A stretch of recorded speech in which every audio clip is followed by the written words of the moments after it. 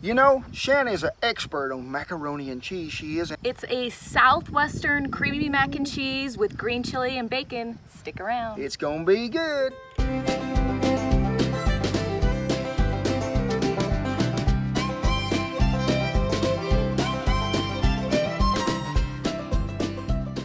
Thank y'all for stopping by, and it is a great day above the grass. Who am I? My name is Kent Rollins. We teach you how to grill, we teach you how to cook out of cast iron, how to take care of it, how to clean it. We teach you how to share food with people that is simple. Today is a special day, folks, because I am joined by my little beautiful wife here, Shan. I'm so glad you're on this side of the camera, darling, because so many people ask in the comments, hey, we need to see Shan back over there on the other side. I know, but I'm more like production crew, so I like to stay behind the camera, but I am a macaroni and cheese connoisseur. That is a big word. What does it mean? It's true. It means I'm an expert in the field. Expert in the field. You know, farmers are like that. They're experts out in the fields. We are doing a mac and cheese. We're going a little southwestern because it's got green chilies and bacon in it. Hatch green chilies. However, our second tripod broke. A lot of you know, like, if I'm in the video, we've got the tripod, and then I've got like an overhead tripod, but that one broke. So Do you want me to MacGyver another one out of a shovel? No, you're actually in charge today. So oh, I'm in charge. You're going to put it together, and I'm going to coach you behind the camera on how to do it. That is good. Bertha has got us some coals back there nearly ready. So let's get on with this southwestern mac and cheese, green chili and bacon, ooey gooey cheese goodness. Y'all too? Woo, let's do it. All right. Well, folks, Shan has given me the instructions here on this, her masterpiece. Don't mess it up. I won't. I got 2 tablespoons of butter in here. 3. Whoa, see, I done messed it up. I have 3 tablespoons of butter that I have melted in here. 3 tablespoons of flour that I'm going to sift in here a little bit at a time. And we got to get this till it's all really good and smooth.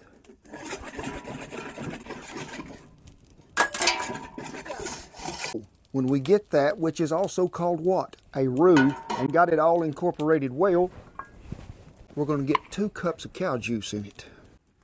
1, 2. And we're going to stir this till it sort of gets the consistency of a really thick cream. Well, we is about there, folks. It has sort of reached that creamy-like consistency. You can tell how it sort of runs back in there. So I would call that a roux, I would. So to that, we're going to add, how much? 2 cups sharp cheddar. You want me to say it? No, now they know. Now they know, she says. So I'm going to add this a little bit at a time while I'm stirring. I like to sort of put it in gradual and let it melt. That way it don't knot up quite so bad. Ooh, I see some cheesy goodness taking place. And there is the cheese inspector just come in to count. You want to stir this till it's good and smooth, I would suggest, but I'm not the maker of this, but that's what I am suggesting. Good idea. And we are about there to where you can't really see any particles of the cheese that are still whole but are incorporated well. What you got there?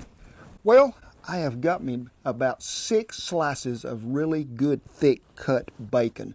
Now, if you don't have some of that thick cut, increase it by 24 more pieces, okay? Because you can't, flying creature, you can't never have enough bacon in something. And some Hatch green chilies chopped. You can get them right out of the can. Don't drain the juice, folks, because we like all that flavor in there. So I'm going to go ahead and dump them green chilies in there. Rake my little hog meat in there. This is a happy meal right there. Give it a good stirring and incorporating. Ooh, there's a lot of good flavors coming out of there, folks. When you got that all incorporated, it is time to season. Yes, you heard me. We're going to season this cheese mixture. What makes macaroni and cheese jump up 3 levels and hit you in the head? This seasoning. You ain't got it? Get you some. But if you ain't got none, you want to make it right today, season it good with salt and pepper. And don't be too much on the sparingly size there. I like to make sure it's going to have a little, and I'm probably going to season it again right when I put it on the plate. What we got here?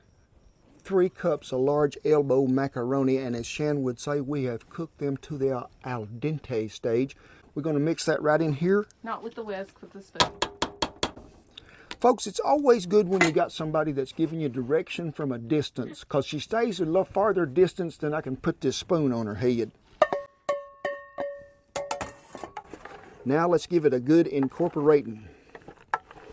Good job, Kent. Well, I mean, the teacher, you ever been in them classes where the teachers is just sitting there looking at you like this, you know, like waiting for you to mess up so they pounce on you like a cougar on a little You did good. something? Huh? At this point, you could just serve the macaroni. It's Eat ready it. to go. Uh-huh. Yeah. But I like to take it up a notch. There we and go. We're going to bake it and give it a little topping. I want you to crumble up a sleeve. These are minis, but you just take a regular sleeve of Ritz crackers, crumble them up. We've melted 3 tablespoons of butter. Go ahead and put that in there. And then just mix it all around until that butter gets nice and incorporated. Go ahead and pour that in there. And do it so the folks can see the beauty shot. I could eat that. That's nice and creamy. Ooh, yes, ma'am. This is gonna be good, sugar. This is the first time I've ever seen it. That You is never, a lie. you never make it for me at home. I'm taking a cup of shredded mozzarella. Let's top it with our crumbs. It's a really easy Dutch oven recipe too because everything's already cooked. We're gonna just do light coals on the bottom just so it stays warm, but really we're just having heat on the top. So it, like again, it just browns and melts slightly.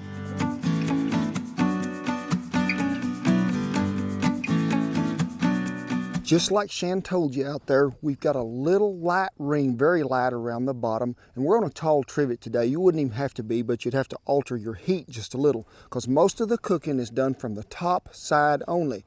Got a pretty heavy right on top. It won't take this long to cook. We will rotate that lid here in just a minute. Ain't no breeze in southwest Oklahoma this morning, so it's not too critical, but we are going to rotate that lid.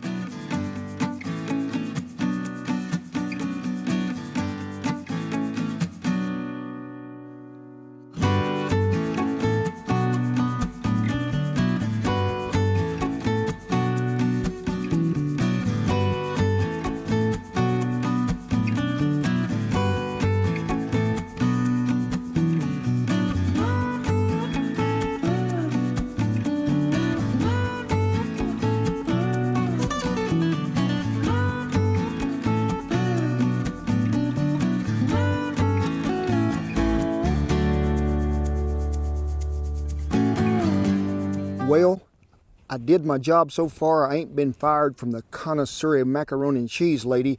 And folks, this looks like a very delectable dish. And look here what I have in my pocket, a fork. Now, we cooked that as you've seen, just with mostly top heat. But that cheese, if she'll zoom in here, I want her to see this cheese, how it just comes up through there. Look, I mean, I like to start right here on top just to make sure that the cheese is of goodness.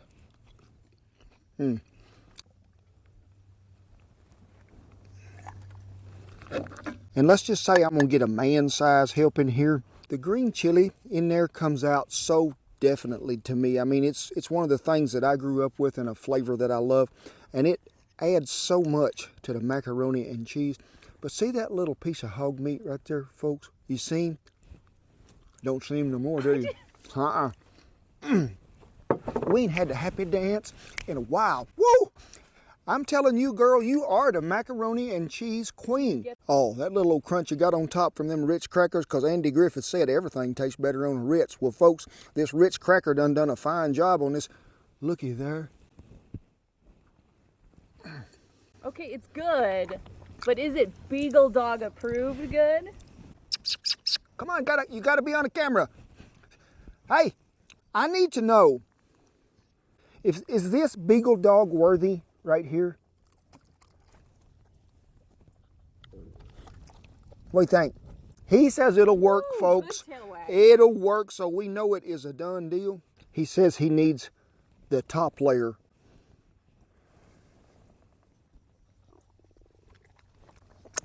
Yep, it'll all work to the beagle. Bottom, top, in the middle, everything is good. Shan Sugar, thank you so much for sharing this recipe with the folks, because I have never met anyone in my life that loves macaroni and cheese more than you do. I mean, I've seen you eat it out of the blue box, SpongeBob, Square Bob, whatever his name is. You like it all. But this right here, folks, is how to take macaroni and cheese, kick it up a notch.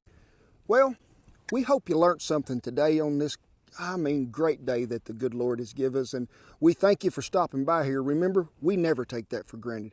Old Glories are flying in the background, and we thank all of y'all across the nation, the country, everywhere in the world that have kept this country safe. Be sure and hit the subscribe button down below. And as always, my little sweet wife Shan will have everything you need in the little description below. Remember, share the food, share the videos, and let me know what y'all think after you create these dishes. God bless you each and every one, and see you down the macaroni trail.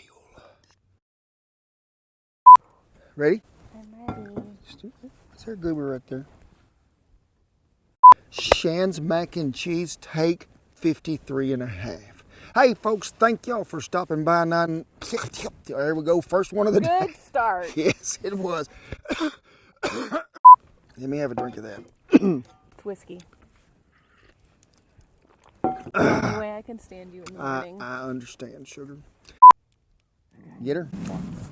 They'll hear that belly grumbling, and they'll say, somebody's tummy was grumbling.